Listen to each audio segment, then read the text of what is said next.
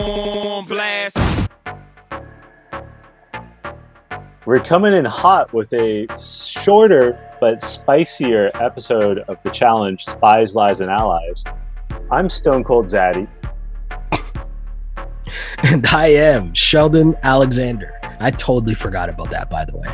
On a scale of 1 to 10, Sheldon, how much do you regret telling me about that comment? Because I've been playing it to the hilt for the past 7 days. I'll be honest, I'm mad at myself I didn't post the clip. I totally forgot. I got to go back and do that. Well, please do. Obviously, you'll tag me. I know you well enough that you will tag me. You're always on top of that. I got some listener comments right off the hop. Okay. Should we dig into those? Because they're not necessarily, I mean, I do have some comments. Mm-hmm. Sheldon, you and I, I'd say we've settled into roles on You Killed It. Okay. Which I forgot to say. This is You Killed It, the podcast, the challenge. The people know why they're here. There's no misconception here. They know why they're here. Fair enough. And I was just going to say, I'd say we've fallen into our roles on You Killed It, mm-hmm. But they're natural. It's who we are. It's not like we're like, okay, John, you be the nerdy one or anything. It's who we are. And I'm more into the gossip than you are. Okay. So you and I have not discussed this, but mm-hmm. Listener Shani wants to know if you saw the photos of Fessy and Amanda's vacation together, and how aware are you of them being together? How do you feel about this? So I'm going to shock you here. I know everything about this.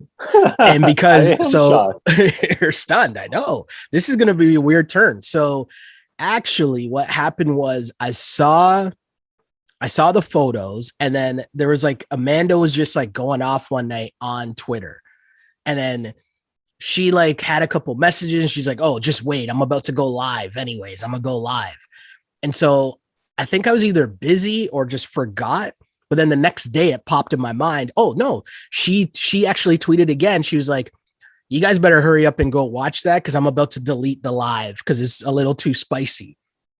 So then I was like, oh, I totally forgot about that. And I got the time right now. So I watched a lot of it. So it was very interesting.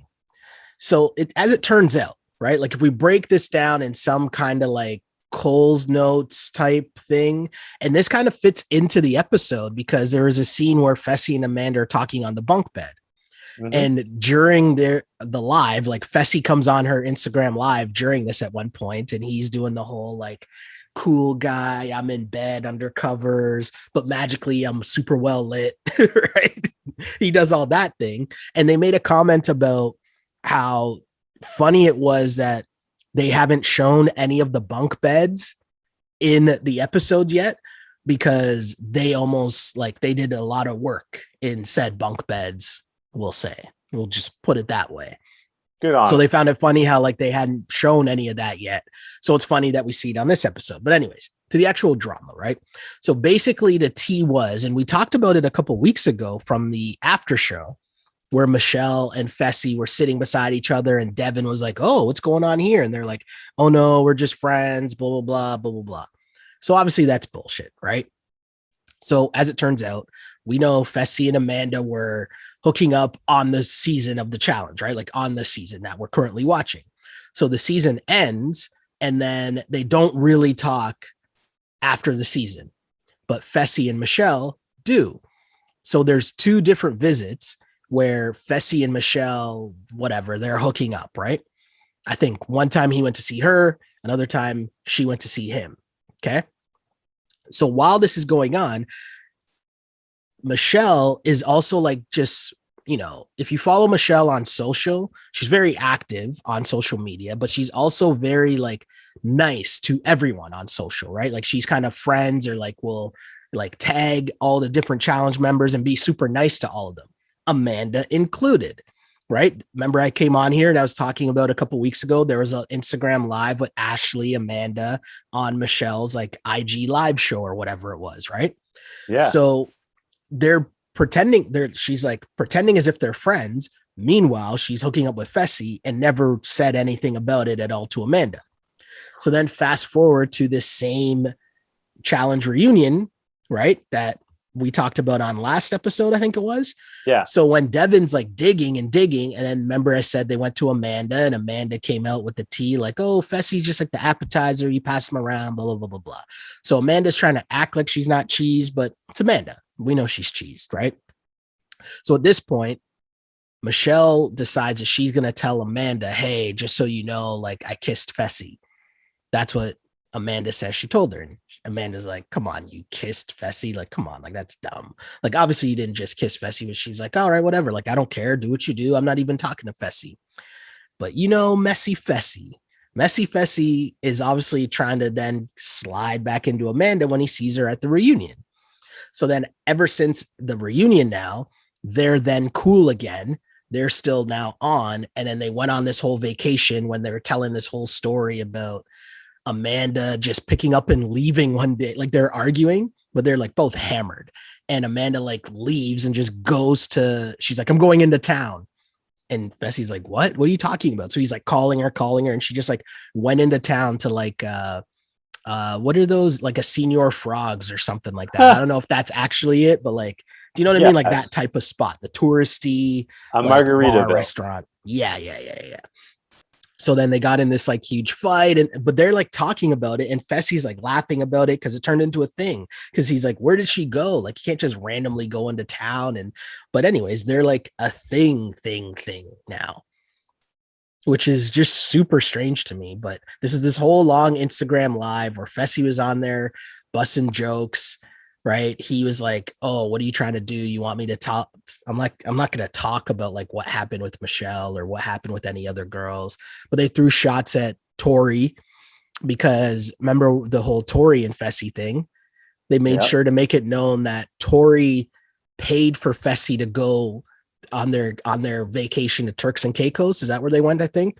Yeah. But they made it a point to be like, oh, well, you know, Tori's just probably mad because they're like, oh, why does Tori and Amanda have beefs? Like, we're fine. We just know we don't fuck with each other. But like, she's probably just mad because she flew out Fessy to Turks and Caicos and then nothing happened. I was like, so there's lots of drama, man. Lots of drama. Shani, I hope you're listening to this, and I hope that you are as flabbergasted as I am that Sheldon is the one who is most up on the gossip. Yeah. I was not expecting that inversion of roles, but I'm here for it. I love it. So did you not know any of this at all? I knew some of it, but I didn't have the level of detail you did. The one thing I'll add is apparently Amanda has unfollowed Michelle on the Soch. Yeah. And the reason so she talked about that because that day what happened was Fessy, I think that was the same day that the pictures were on social of their like vacation.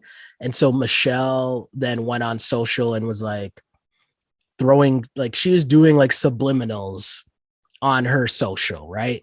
Like things where you could try to pretend like you're not really talking about that, but like you are talking about that. And she had like I want to say one of those like little army toys or something, but it was the caption was something like, oh, poolside with my boyfriend today or something to that effect, right? God. Like, but then the reason that Amanda says, so I should explain this part too, because part of it, the reason why Amanda says like she doesn't really fuck with Michelle, she's like, I don't care that you messed around with Fessy, is the fact that she's being super fake. So behind the scenes, she was like Amanda or Michelle would be like talking shit in a group text with Ashley and Amanda. She'd be talking shit about all the other cast members. But then on social media, she's like, oh, hey, yeah, you go, girl. You're amazing. I love you. You're the best, blah, blah, blah. But then behind the scenes, this is what she's saying in their group text. So Amanda's obviously like, well, if that's what you're doing to them, what are you saying about us in other group texts, right? So she's just like, I don't really mess with that girl. It's too phony. And yeah, that was that. Wow. You really got the scoop. You got the dirt. You got the tea. I appreciate that. I have a follow-up question. This is more a philosophical question. Okay. Where do you stand on like the subtweeting and the social media drama? Like what's your go-to stance? Because I gotta tell you, mine's developed over time. But I'm curious to know. Hold on. You mean in my real life or like in In your real challenge life, world? yeah. Oh, whatever. I think I have this stance on a lot of things. Okay. So like this definitely falls into this place, but like as a global, like as a blanket statement on a lot of things, right? People are allowed to do whatever they want to do, Mm-hmm. but you don't get to decide how the other person responds to it. So do whatever Absolutely. you're going to do. You want to make the joke, you want to take your subtle shot, your sublims on social media, do it, but then stand behind it when the other Yeah. person checks it. That's all. Yeah. Just be prepared for that. I don't mind it. I think it's funny. I get it. I understand it. If it's that big of a deal, maybe you need to actually address it. But there's nothing wrong with a little subliminal here and there, because sometimes it's not really worth the full conversation. Sometimes it might just be worth the joke. Yeah. So I'll say, like, I've changed over time, but where I stand right now is I like never subtweet.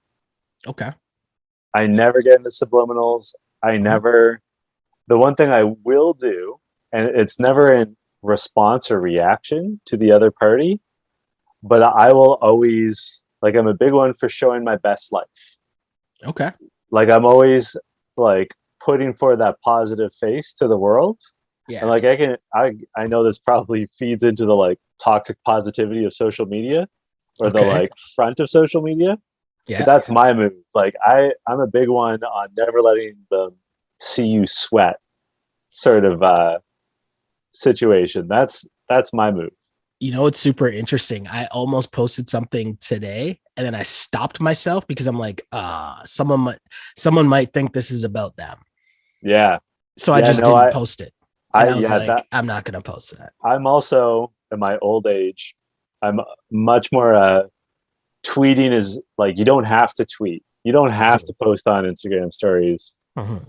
Like you can Yeah. just go radio silent for a bit and just, real ones And move in silence. yeah, no, my thing was just like, you know what? If like I was gonna say something like that about them, I would just say it to them, right? So it's like I don't want to post it and even have them think that this is directly about them, because it could have definitely been, some of those like Oh Instagram yeah. memes or whatever. Like it wasn't, but it definitely could have been perceived that way, and it's just like nah. You know who's not afraid to put their feelings out there? Huey and Emmy. Ugh, ugh.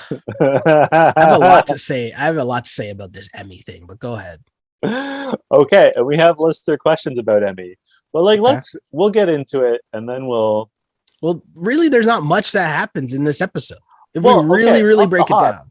This was an hour-long episode, which was Yeah. weird.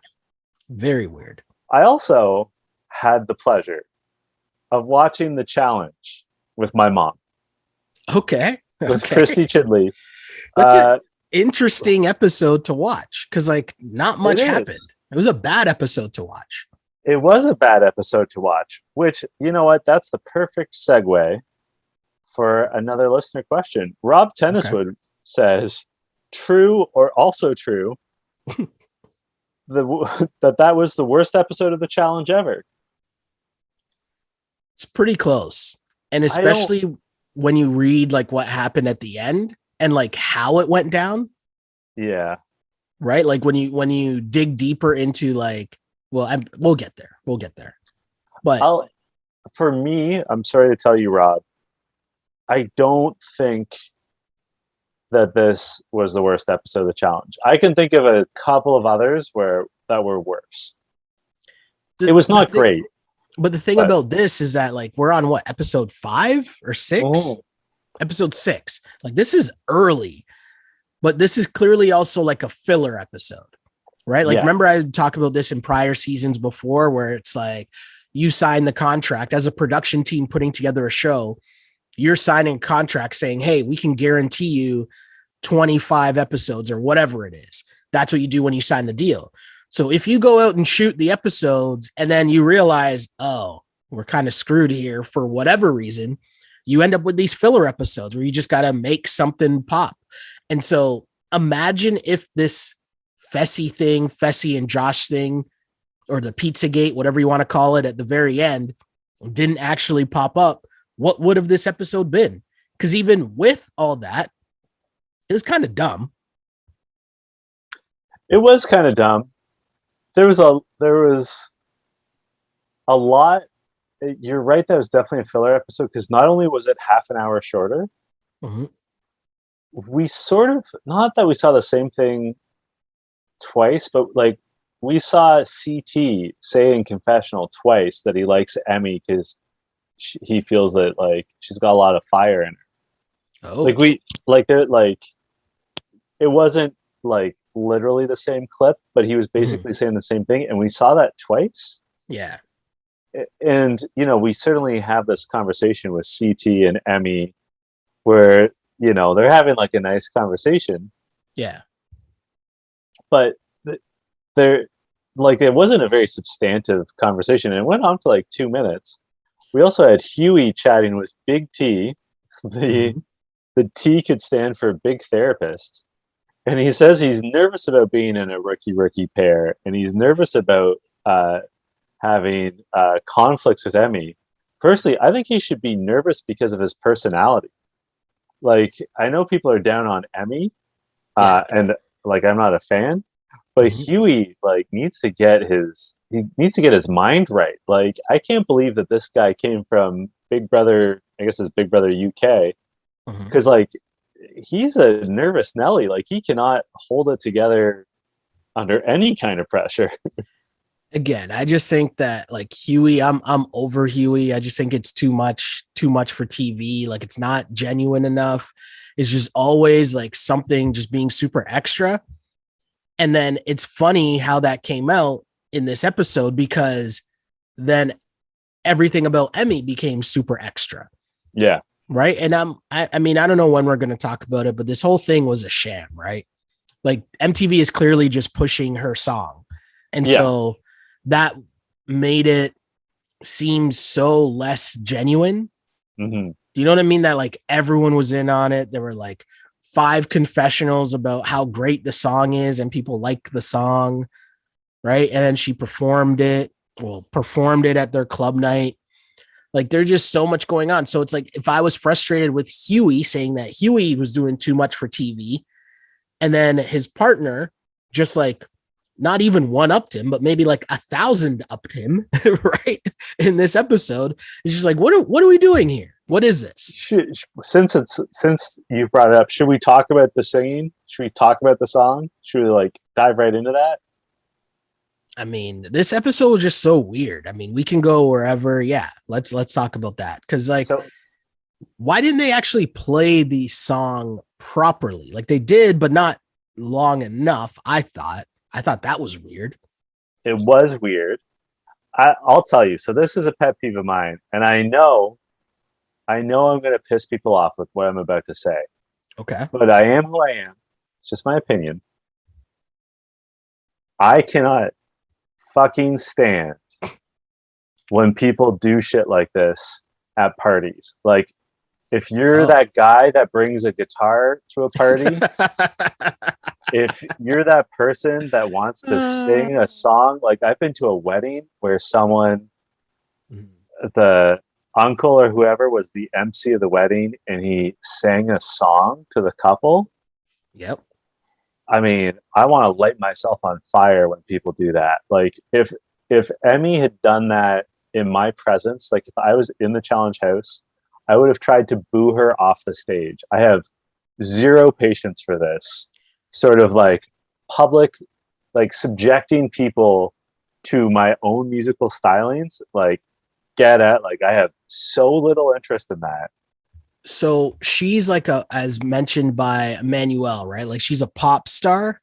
That's the thing. Like, she's famous in. It makes me wonder if the quality of music in Romania, but go ahead. Yeah, I think that isn't that what Emmanuel said, I'm pretty sure, during this episode.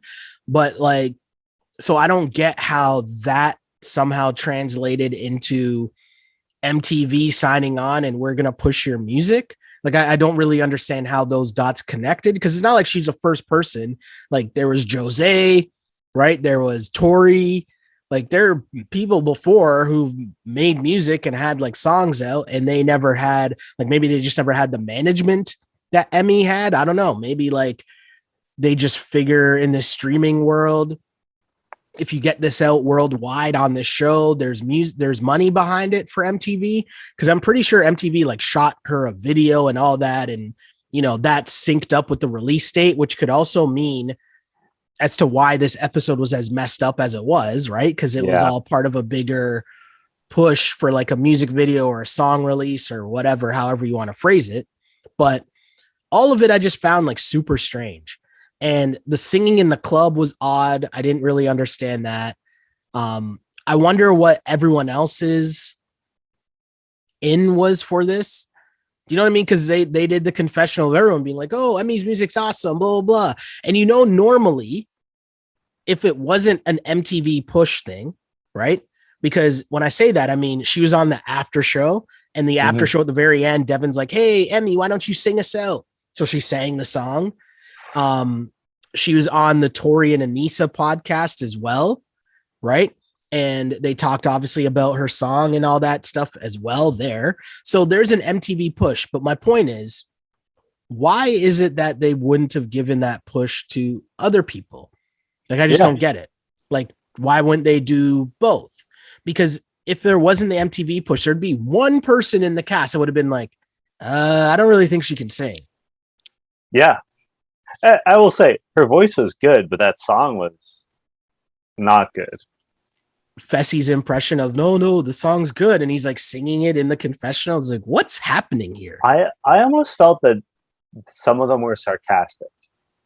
Like, well, I couldn't take them at face value. Like, well, it's clearly one of those things where I've talked about this before, probably on like way back going seasons of us doing this You Killed It pod, but I've talked about it before, right? Like, we did a reality show here in Canada to be like Canada's next sportscaster or whatever, right? So like, I got a little sniff in terms of working on a reality show, and my job was I would be the person doing the confessionals, right? So you're just sitting there one-on-one and you're getting them to tell the story of what happened during the day.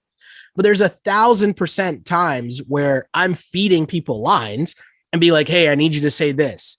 Can you say this for me? Can you describe that? No, I need you to do it again. Hey, this episode's about blah, blah, blah. Can you say this? Shout out, by the way, because one of the seasons I worked on, the winner of that season of Drafted was Jackie Redmond, who was just announced that she's joining the TNT NHL team for this upcoming season. So yeah, Weird Circle, Drafted, blah, blah, blah. But anyways. Shout out to Jackie Redmond, friend of the show. Yes, and our American peeps might be familiar with her. So yeah. But the point of why I bring that up is clearly it was one of those things where it's like, hey, can you guys sing the song? And so now picture Fessy, obviously he'd be sitting there and be like, okay, yeah, sure. He's like, I'm an alien. I'm an alien. Right? Like, it's so awkward. But yeah. And I don't mean to like crap on like, hey, do your thing, put your music out there, do all that. But like, this was a bad episode. Right. And like, that's really why I'm, like, if this was in the middle of, let's say, just a normal, okay episode, cool, wouldn't have been that bad.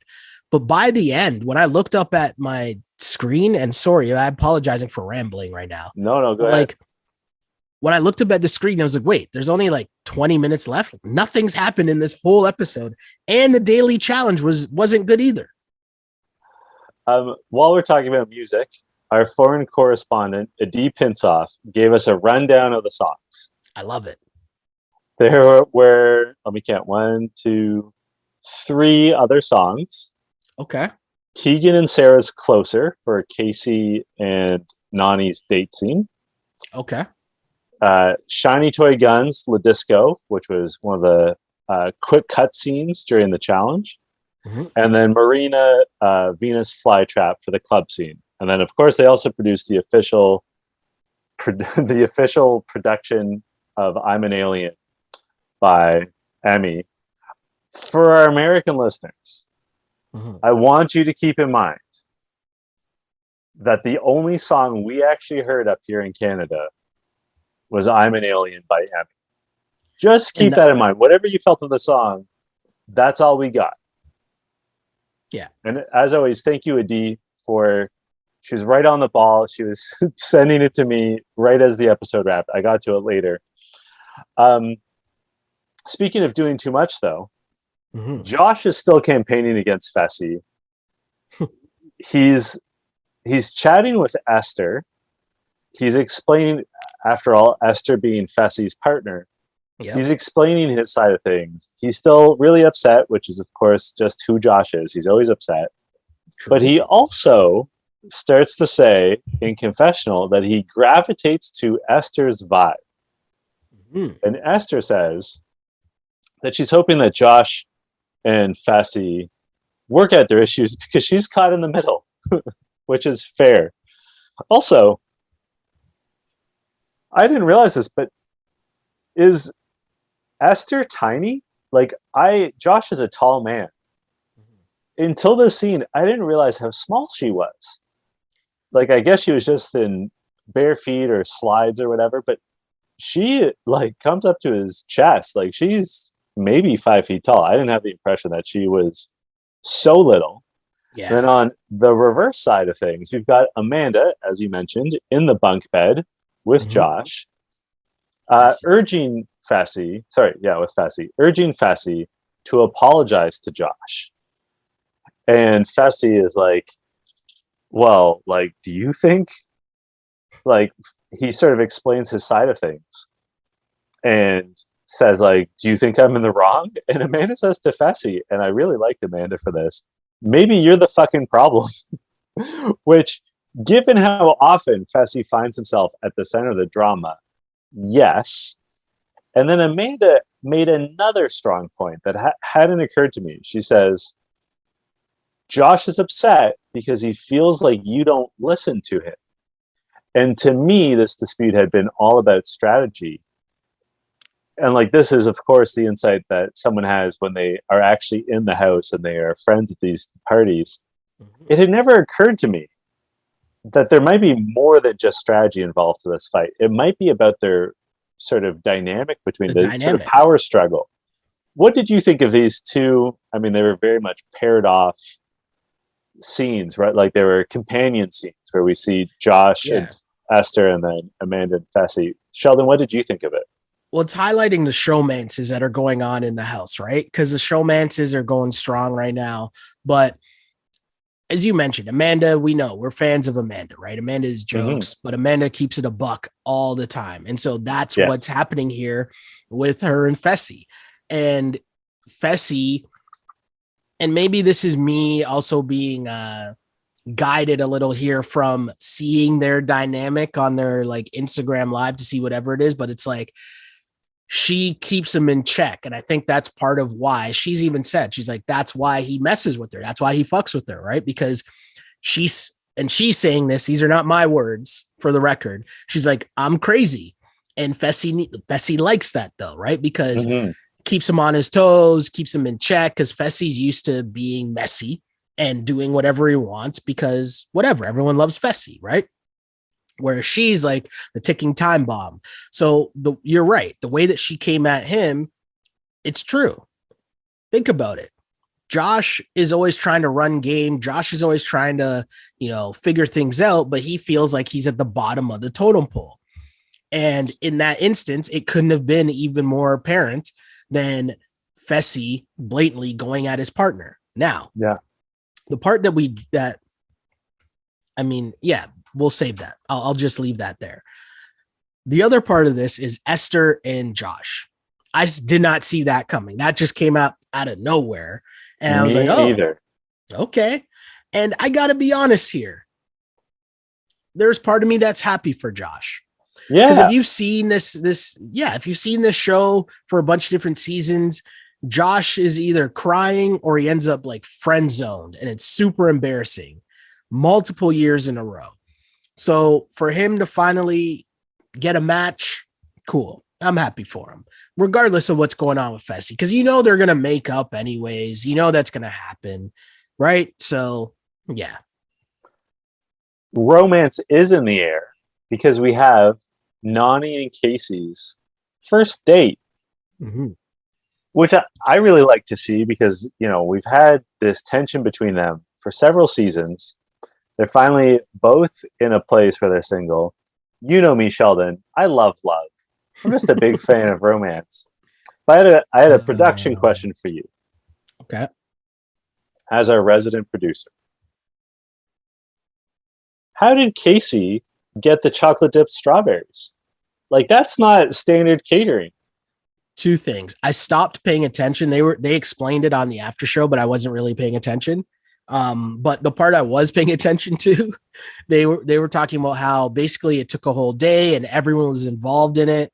Everyone was helping her set it up. And she was like listing off like cast members that were actually helping with different parts of it. Like I think she said like Emmanuel made I could be making it up. I'm pretty sure she said Emmanuel made the heart-shaped pizza for them. Like there were a bunch of different things that people helped out with. And she was just focused on making sure Nani didn't know about it. Right. So she had a lot of help. So maybe they just had the strawberries and someone else put them together. That could have been it. Thing I liked about the Josh and Esther makeout scene is that she says she doesn't know why she likes Josh, but like hard same. Like I don't see the appeal at all, but I'm glad they're happy. Well, think about how weird it'd be in that house. It seems like there's so many couples. So unless you were like super secure within whatever you've got going on back at home, right? Like if you're a single person in that house, it seems like you would assume it'd be so much easier, or you'd be so tempted to just couple up with somebody because it's all around you. Yeah. Well, I mean, at one point, Ashley even complains that she's single and she doesn't know why she's not getting that kind of love, why she doesn't have a cuddle buddy. Yeah. So we have Turning Agents, which is the daily competition, which you've already alluded to. You didn't really enjoy.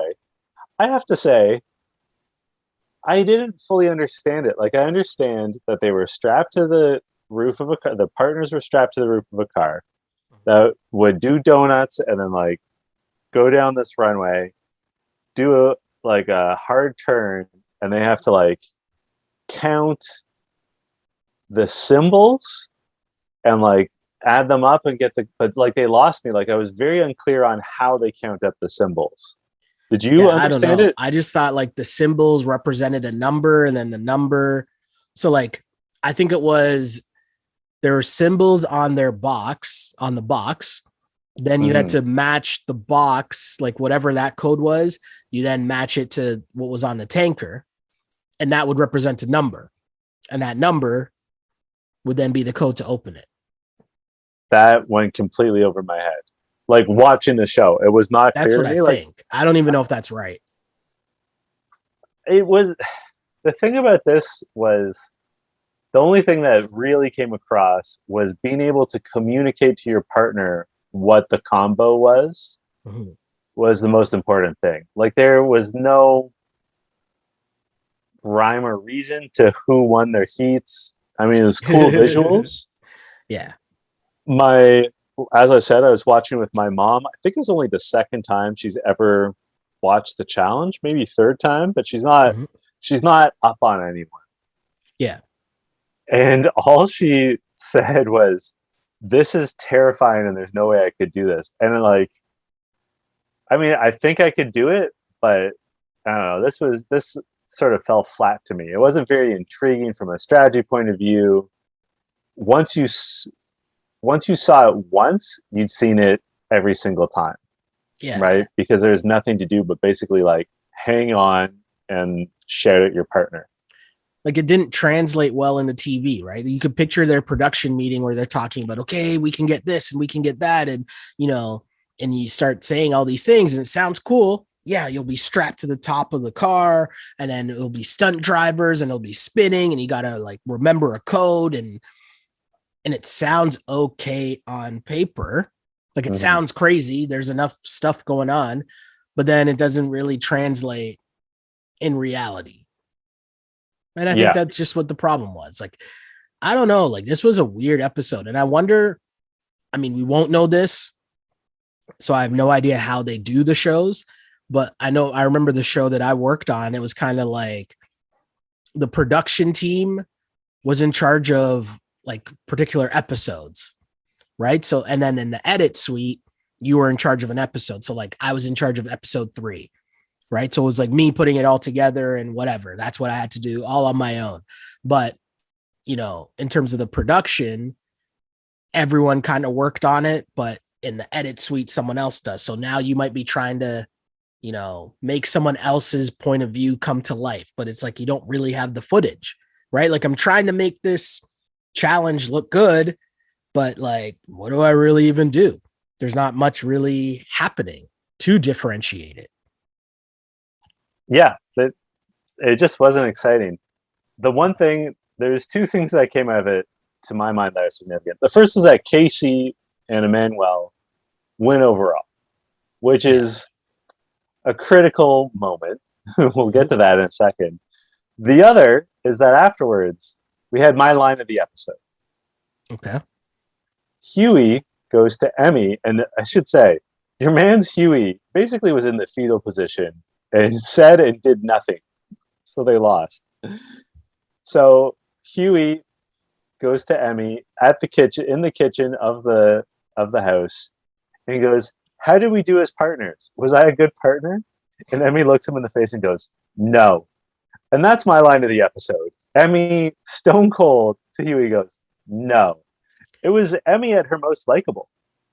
I also thought that Huey was admitting that he threw it, right? Because when they were going, remember she was yelling at him and he just wasn't responding. Like it was just weird. And that's what makes this even more weird, because why would he be like, "Hey, was I a good partner?"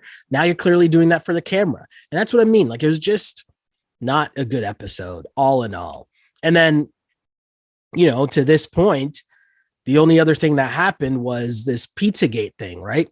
Which what happened was, I mean, Tori says it. Tori just basically made up that Fessy took Amber's pizza. And supposedly she went up and she was like, "Oh, should I just say that Fessy did it?" And the camera guys were like, yeah. So then she does it. And then, I got to give credit to Corey, because he was just a great hype man in this whole thing. Yeah, he just picked it up. He saw what was happening, and it's just, I'm just going to go for it. It just makes me wonder how this whole thing really was supposed to play out in the beginning, and if they audibled to make the episode different, or if all of this was supposed to play out a different way. Because obviously they wouldn't know this in the moment, but they know when they're making a scene. And Amber just being so mad about the Fessy thing still, there is some phoniness that comes out here, right? Because as Esther and Berna were talking about in the club, right? Like they just find Amber super phony. Amber got a bad edit, I'll be honest. Like that whole club scene where they're going back and forth. And that she's drunk and she's dancing with Jeremiah. Not like, I think Amber is a beautiful woman. I'd argue she's the most attractive person on the season. A season filled with attractive people of both genders. Yep. But like they were showing her at her least flattering as Berna and Esther were talking mad shit.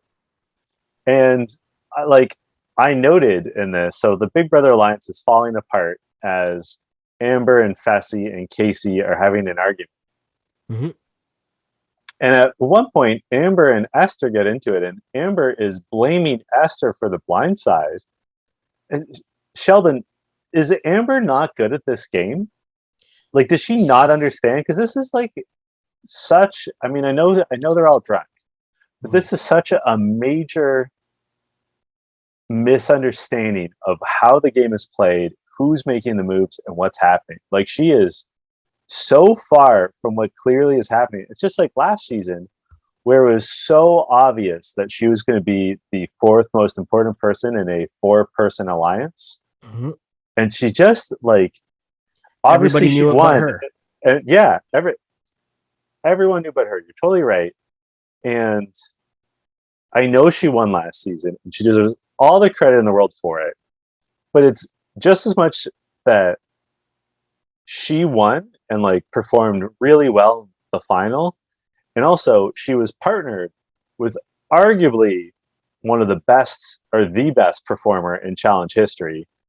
And Fessy, and to a lesser extent, Casey, lost it last season.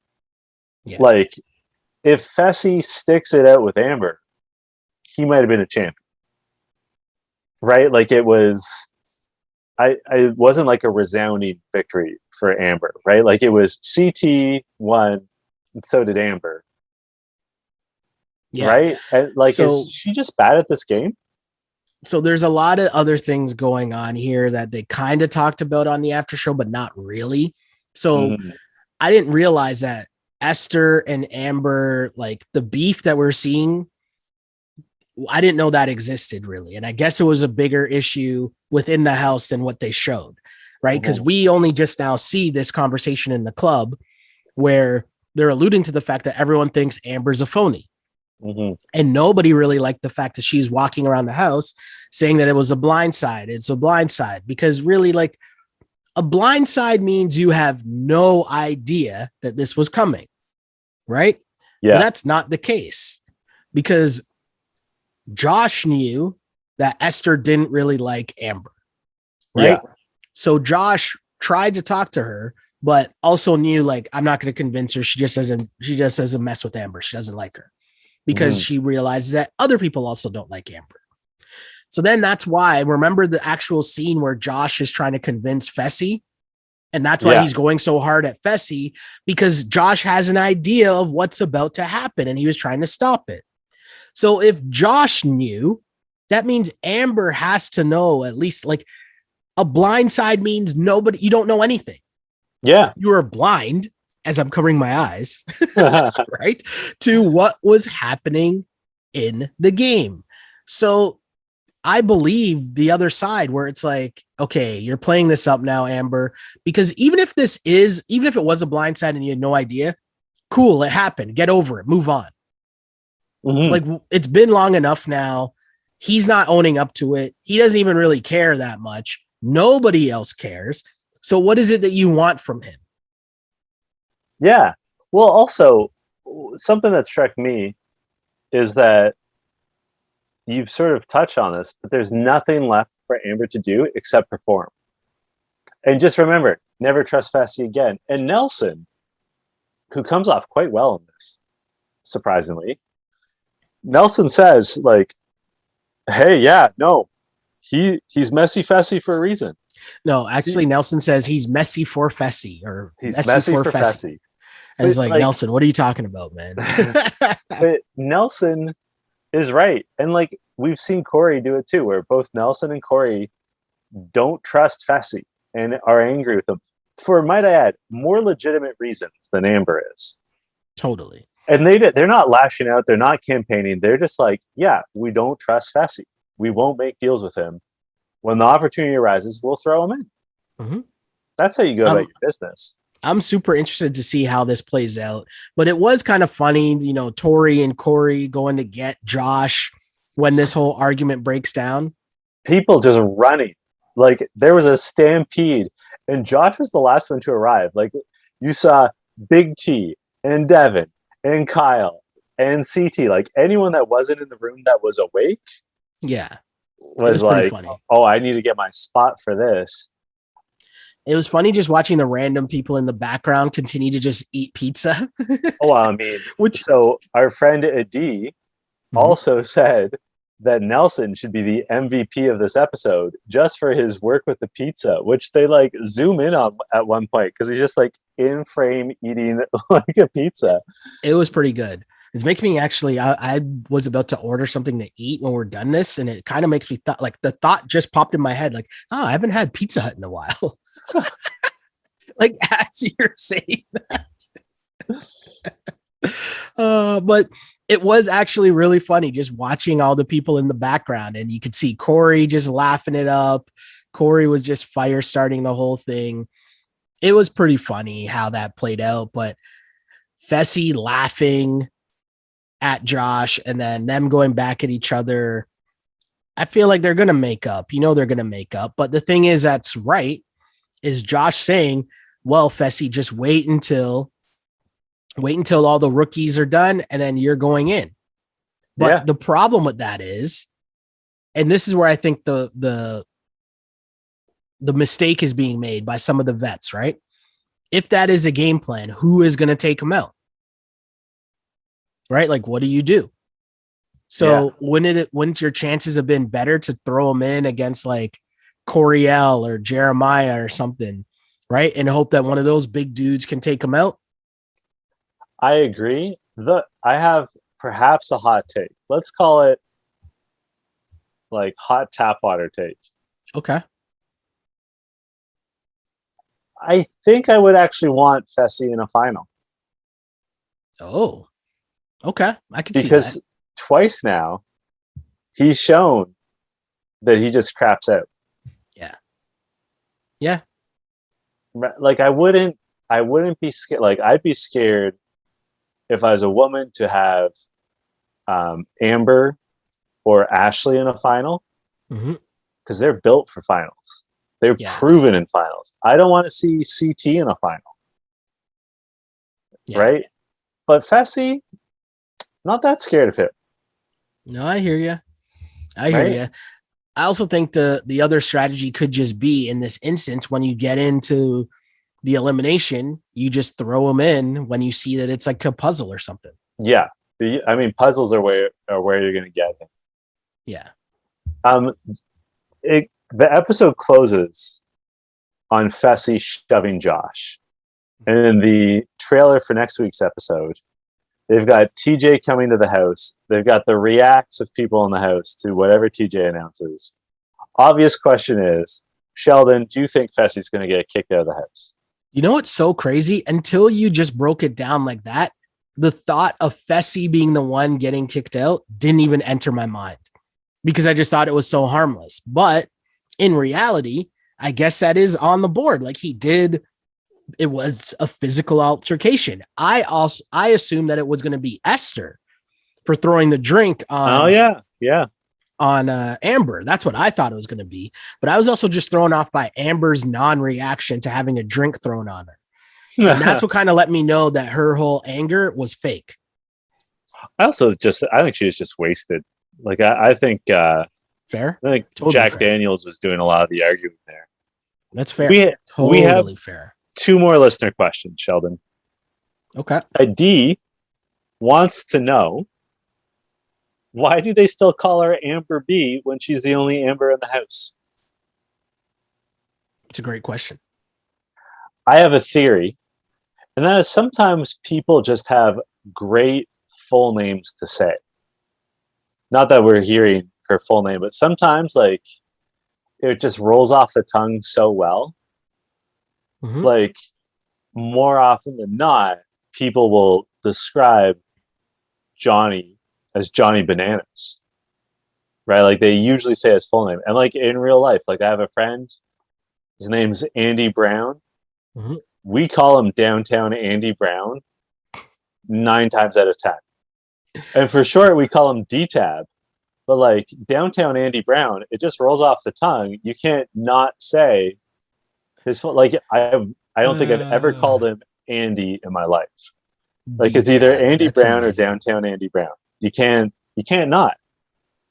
So I think it's just like it's just like it flows so well that you can't deny Amber B as a name. D-Tab is actually amazing. Like that made me laugh. It's really good. It's really good. He played football at U of T. Okay. Yeah. Okay. Rob Tenniswood has a follow-up question.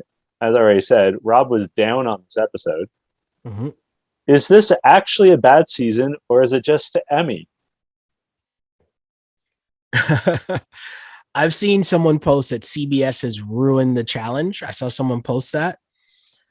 We've talked about this the last few seasons, right? They've been dumbing down the challenge a lot. And I'm going back to the Amanda Fessy thing again, because they were joking around about how much they've been having fun in the bunk beds, and they're surprised that they haven't shown any of it, right? But with that said, the season itself has been I don't want to say it's boring, but it's very much in line with how they've been rolling. Like this episode was definitely terrible. The other episodes I wouldn't say have been boring because I don't mind the strategy stuff. I don't mind the whole, seeing what happens in the deliberation and who's throwing themselves under the bus. Like I don't mind any of that stuff, right? So I won't say the whole season's been boring. I won't say that, but it's definitely not on a good pace. I'll say that. I said aside from this episode, which I agree was not very good, I've enjoyed this season. Like it's got a little bit of everything. It's got new blood, who by and large, I like the new blood. Yeah.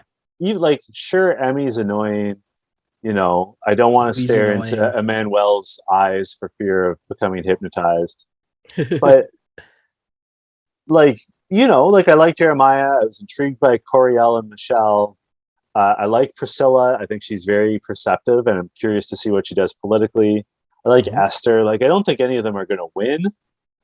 I mean, unless they have, I think we're slowly going to get down to basically an all veteran season. But like, generally, I like the rookies, and there's been, a lot of romance. There's been some drama with Nelson and Berna and Ashley. Like, there's a lot going on.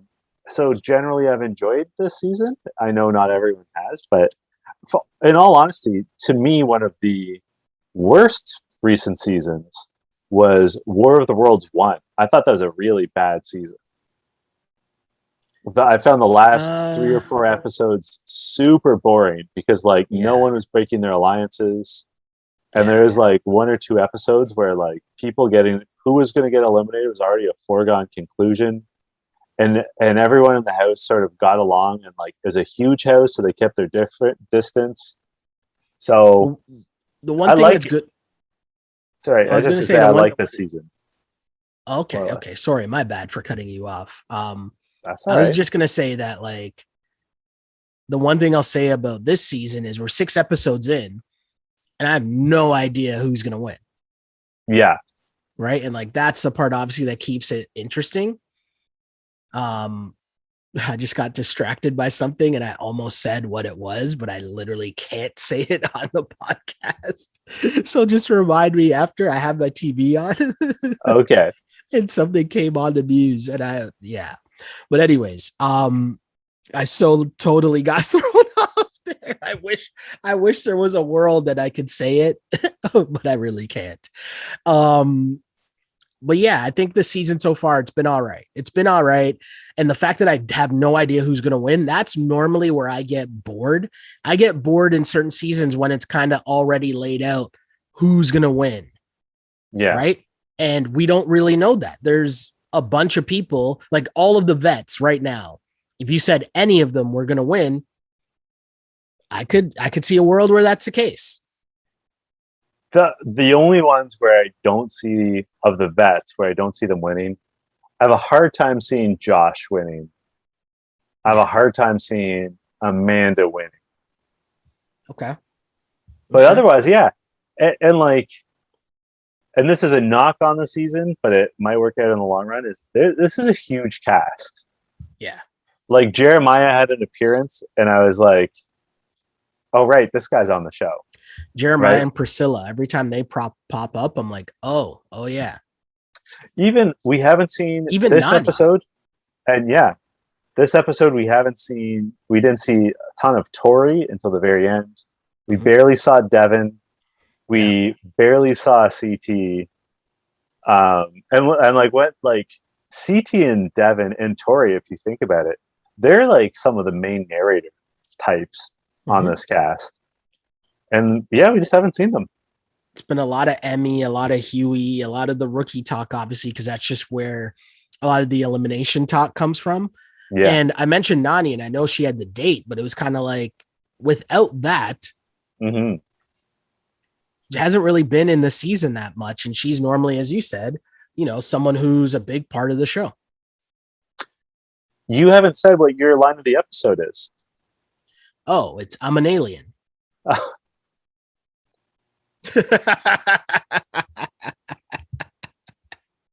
See what I did there, huh? You got me. That was a good one. this is a tough question. Who killed it for you this week? We did.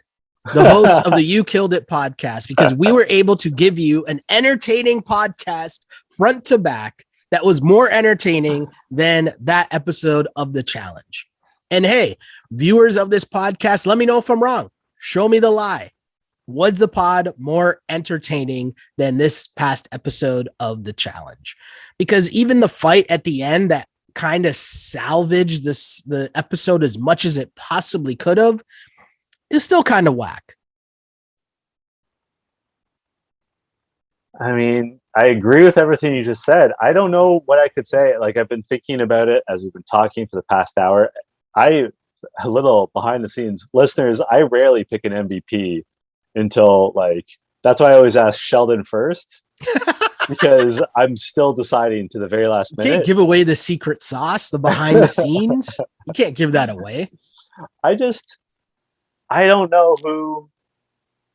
There is no one where I was like, yes, good move. I mean, maybe Love was the MVP because there's a lot of people, hitting it off. You know what? I'd say I'd give it to Josh because he finally got to kiss a girl for real on TV, but he also is kind of a moron. I'd say Esther, but she made out with Josh, which is definitely an L. It's tough out there. How about Emmy for having the best manager that we've ever seen on the challenge? Because her manager was able to get great promo for her song. Yes. Yeah. Okay, we'll do that. Sure. Whatever, man. I don't know. I got nothing, guys. I can't. So who's getting kicked off? Who's getting kicked off next week? I think Fessy's. I think TJ is going to give them a warning. Oh, okay. They can't kick off Fessy like that. Nah, he's the main villain. Mm-hmm. Yeah, I agree. Yeah. If you want to be like Shani or Adi or Rob or any of our other listeners, just hit us up on social media. Where can they find you, Sheldon Alexander? You can find me on Twitter at Shell Alexander and on Instagram at Sheldon Alexander. And huge shouts to the people as their YouTube page keeps building. Shouts to the people who are there checking out John's zattiness on a week-to-week basis. Huge shouts to you guys. Just remember when you go watch on YouTube to like the video and subscribe, to tell your friends. It's how you support the movement. That is the You Killed It podcast. Also, a random question. Would you guys be interested in You Killed It merch, like hoodies? Just throwing that out there. I see John's face, so. I know I would. I love hoodies. Another reason. That time of year.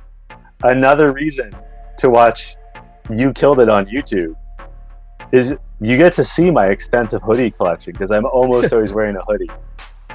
I was at a party once, whereas I don't know, we're talking about hoodies, and one of my friends mentioned that they had no hoodies. I'm like, what? How do you not own a hoodie?